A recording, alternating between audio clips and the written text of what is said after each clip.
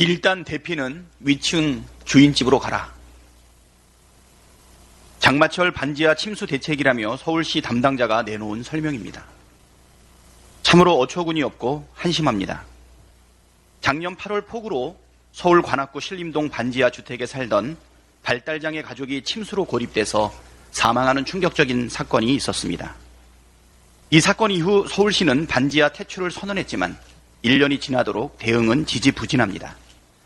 전수조사를 실시한 반지하 23만 8천 호 중에 차수판을 설치한 것이 완료된 곳은 30%에 불과하고 반지하 주택 매입 후 멸실 정책은 올해 목표치의 2.8%에 그쳤습니다. 정부의 무성의한 태도도 큰 문제입니다. 지난번 참사 이후 윤석열 대통령이 직접 취약계층에 대한 주거 안전 대책을 약속했지만 실제 대응은 정반대로 흘렀습니다. 정부는 공공임대 주택 예산을 작년보다 5조 원가량 줄였고 저소득층과 취약계층을 위한 국민임대, 영구임대, 다가구 매입임대, 노후 공공임대주택 리모델링 예산을 대폭 삭감했습니다. 올해 여름은 엘니뇨 현상으로 인해 폭우가 쏟아질 것으로 예상되고 있습니다.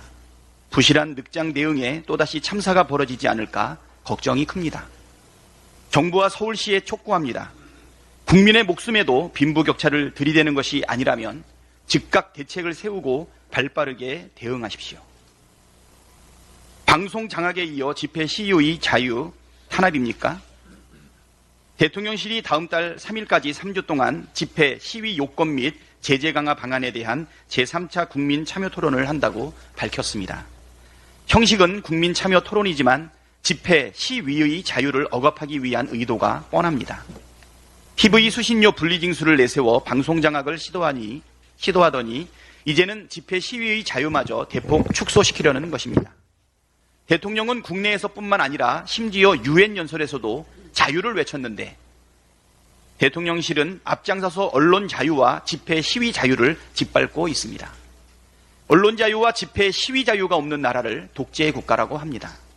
윤석열 대통령이 말하는 자유민주주의가 이런 것이었습니까? 말과 행동이 이렇게 정반대인 대통령은 처음입니다. 말과 행동이 다른 사람을 표리부동하다고 합니다. 그런 사람은 빠른 손절이 답입니다.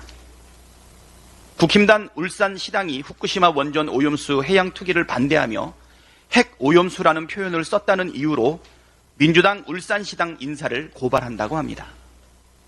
한마디로 적반하장의 후한무치한 태도입니다. 전 정부 시절 국힘당은 일본의 원전 오염수 해양 투기를 격하게 반대했습니다.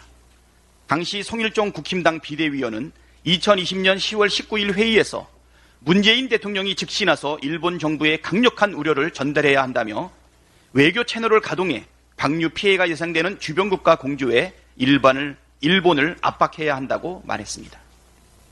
지금 국힘당 대표인 김기현 의원은 10월 26일 외교부 국정감사에서 일본을 상대로 국제소송과 가처분 소송을 제기해야 한다고 했고 당시 원희룡 제주지사도 일본 정부를 상대로 민형사소송을 제기하고 국제재판소에도 제소하겠다고 밝혔습니다.